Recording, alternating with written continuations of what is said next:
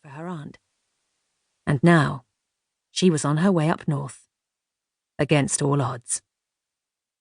She only hoped that Liverpool was far enough away from London that her father wouldn't come after her.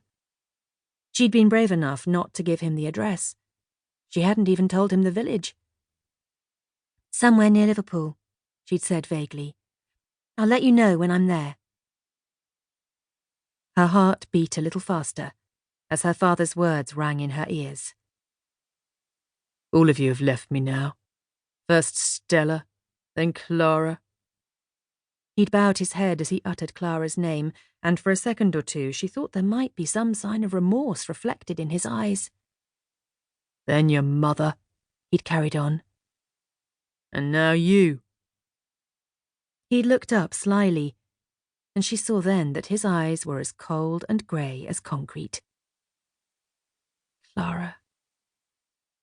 June bit her lip. No, she mustn't think of her sister for the moment. She had to concentrate on what lay ahead, think about her new job at Dr Barnados. But first, she needed to find her compartment. She struggled to manoeuvre her suitcase through a line of soldiers standing in the corridor, most of them puffing on cigarettes, and caught snatches of their talk as she tried to squeeze past. "Where are you stationed?"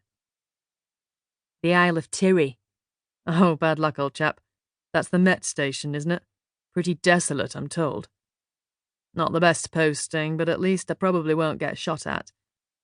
I've got a couple of days' leave before I go, so I'm nipping in to see the parents.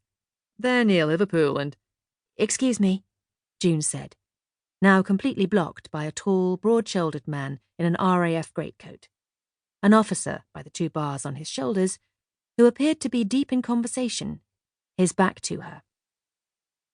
"I'm sorry," the man said. He turned round, and even though the peak of his cap partly shaded his face, June found herself looking into eyes the colour of a summer sky. An appreciative smile spread across his even features. "I'll be glad to help with that case." "No, I'm all right, thank you. I just need to get by," June said, a little unnerved by his directness. "Are you sure? That case looks heavy to me," he said, briefly glancing down, then catching her eye again. "I'm absolutely sure." The man held her gaze for a few more seconds, then shrugged and stepped aside, leaving a few extra inches of space. June nodded her thanks, conscious that she was forced to brush hard against him as she shouldered her way through. Out of the corner of her eye, she caught a mocking smile. He was doing this deliberately. She was glad he couldn't see her face grow pink. Drawing admiring glances and a few whistles, she pushed her way through the heaving mass of soldiers along the corridor, the smoke from their cigarettes catching in the back of her throat. She was thankful to finally spot her compartment. She slid open the door to find it was already occupied by 4 uniformed women chattering away, and a harassed-looking mother, her arms around a sobbing child sitting on her lap, trying to soothe her. A second child, a boy, was tapping his mother's arm, whining for something to drink. Instinctively, June smiled at the mother, who sent back an apologetic look and mouthed that she was sorry. "Don't worry," June said, heaving her case onto the rack. "I'm used to children. My sister's got 3 boys who are little monkeys. I've been looking after them lately."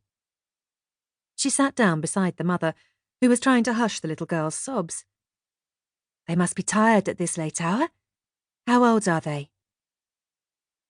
"Joe's 6 and Millie's 5, the woman explained.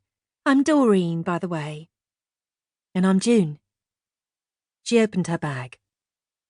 "I have some boiled sweets in here somewhere. Perhaps I could give them one and tell them a story." "Would you?"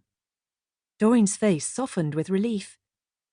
"If you've got a cardigan or a shawl or something, we can tuck it around Millie so she's ready to go to sleep for a few hours. She'll feel better in the morning." The little girl stopped crying and looked at June with wide, tear-filled eyes. "The nice lady has a sweet for you, love, and she's going to read you a story." It worked like magic. If only Stella's boys had been that easy, June thought wryly, a twinge of apprehension rolling down.